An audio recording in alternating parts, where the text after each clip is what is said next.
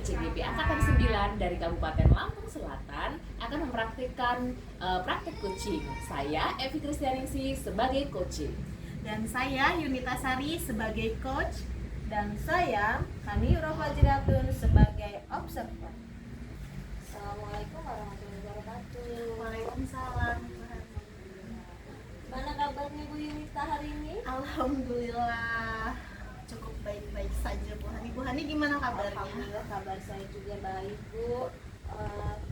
Baik Ibu Yunita, hari ini kita akan melakukan praktek coaching ya, dengan saya sendiri yang akan bertindak sebagai observer.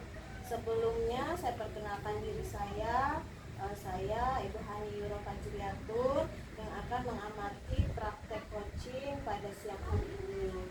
Nah, dengan Ibu Yunita sebagai coachnya dan coachingnya sebagai coachnya Ibu Evi Kristianingsih. Ya. Baik, sebelum kita melakukan praktek coaching, ada beberapa hal yang ingin saya tanyakan Bu Yunita.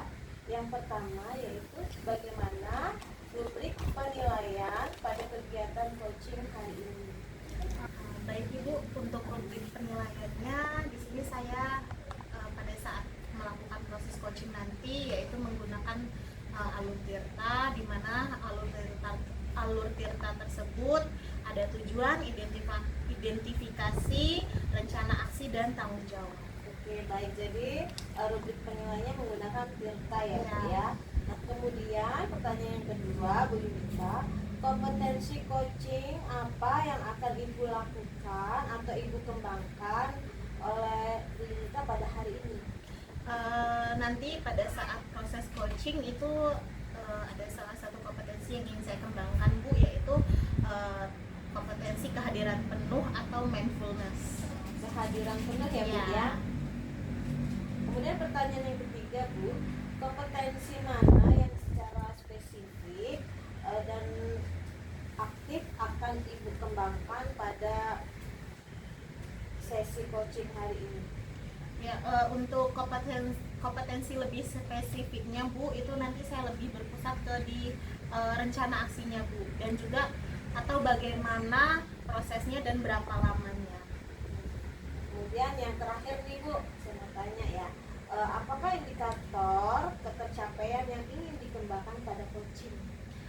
Untuk indikatornya yang ingin saya kembangkan yaitu saya sudah mampu hadir secara penuh pada saat proses coaching nanti, dan juga hadir secara penuh untuk membantu coachee memecahkan mendapatkan solusi dari permasalahannya nanti.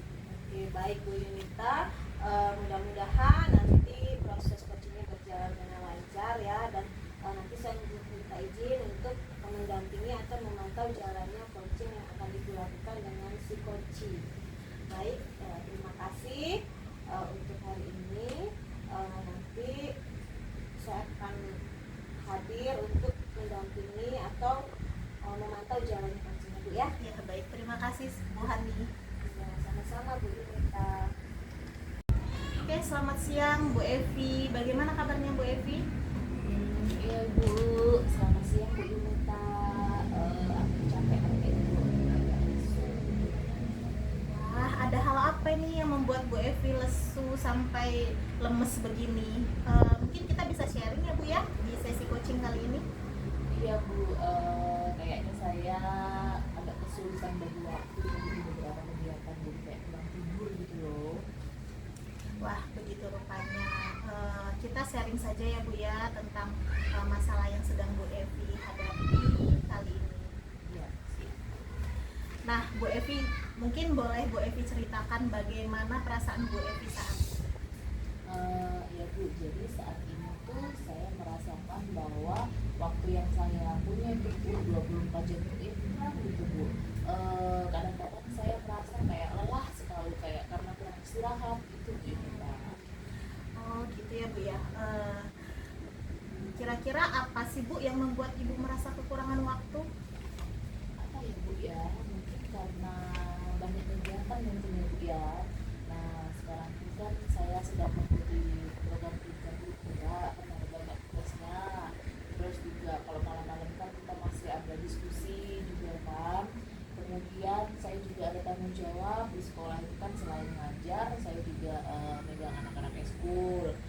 nanti gitu kan. Apalagi ini di akhir-akhir semester kan kesibukannya semakin meningkat karena memang anak-anak mau tampil di kelas meeting. Kemarin juga hari-hari yang lalu mereka mau tampil di hari guru, ini mau mempersiapkan lagi yang mereka mau kelas meeting gitu. Belum lagi ada mau lomba juga gitu. Kemudian ditambah lagi kalau pulang ke rumah itu Bu, sebenarnya ya antara senang dan juga bingung bagi waktunya Bu. Sebenarnya di rumah itu kan anak-anak sampai dapat job nih Bu, senang ya Bu dapat duit. Bagi waktunya Bu, bagi waktunya karena saya bingung. Jadi dari jam 3 itu saya harus bangun kan, ambil anak-anak ngejob, terus kemudian habis dari mengantar anak-anak ngejob saya terus ke sekolah, banyak kerjaan yang harus dilakukan, ngajar dan juga melatih anak-anak. Nanti pulangnya nanti kadang-kadang masih melatih juga anak-anak di gereja. Terus habis itu malam kadang-kadang masih fokus ke guru penggerak. Waduh, banyak padat sekali ya aktivitasnya Bu Evi ya. Kira-kira aktivitas Bu Evi yang sepadat itu, apakah Bu Evi ini merasa terbebani sih dengan aktivitas Bu Evi? Sebenarnya kalau terbebani enggak sih Bu, saya merasa senang gitu ya. Cuman satu sisi saya kalau lagi kecapean gitu, saya berpikir apa saya terlalu serakah atau terlalu marut gitu ya sampai diambil gitu ya. Karena sebenarnya Bu ya kalau terbebani sih enggak, saya justru senang gitu Bu, karena hal-hal yang saya lakukan itu saya pikir itu hal baik kan Bu ya, untuk meningkatkan kualitas diri saya. Cuman ya kadang-kadang saya merasa seperti itu ketika saya tidak bisa optimal. Misalnya kayak orang sewa kostum, karena saya terlalu capek, terlalu banyak pikiran, kadang orang sewa kostum itu gelang-gelangnya ataupun aksesorisnya ada yang ketinggalan, jadi kan harus kerja 2 kali kayak gitu Bu.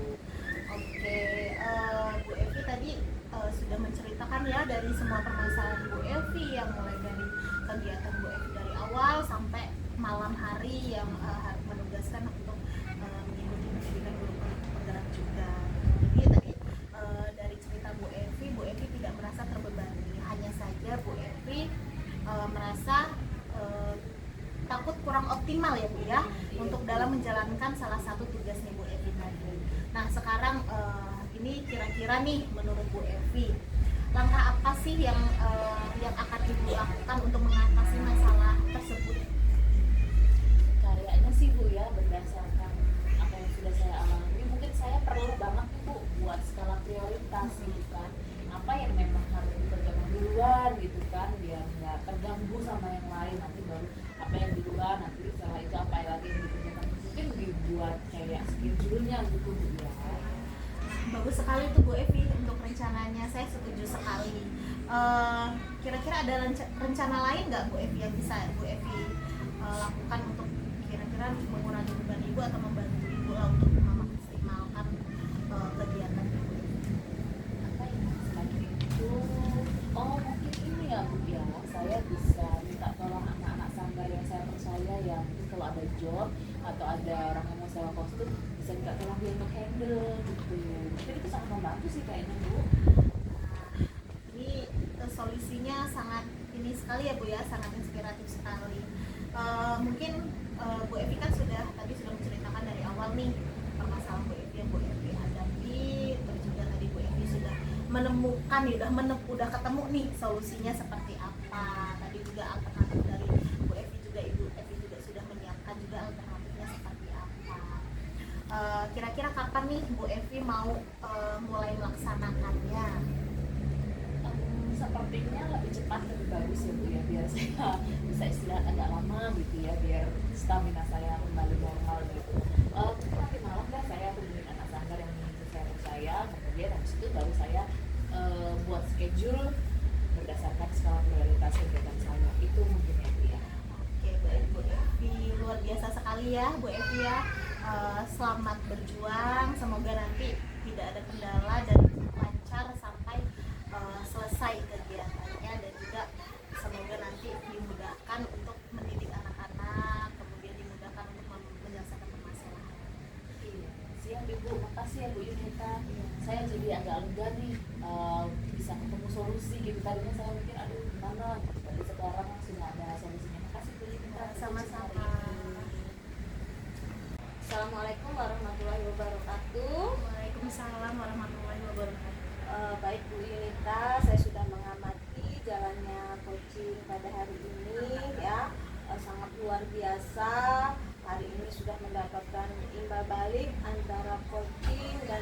fokusnya untuk menentukan atau mencari solusi dari permasalahan yang dihadapi oleh si coaching ya. Jadi si coachingnya sudah mendapatkan solusinya sendiri seperti itu. Nah sekarang saya ingin bertanya kepada Bu Yunita, apa yang sudah Ibu lakukan pada coaching hari ini sehingga indikator pencapaiannya sudah berhasil? Oke, terima kasih Bu Hani sebelumnya tadi karena sudah mendampingi saya pada saat proses coaching.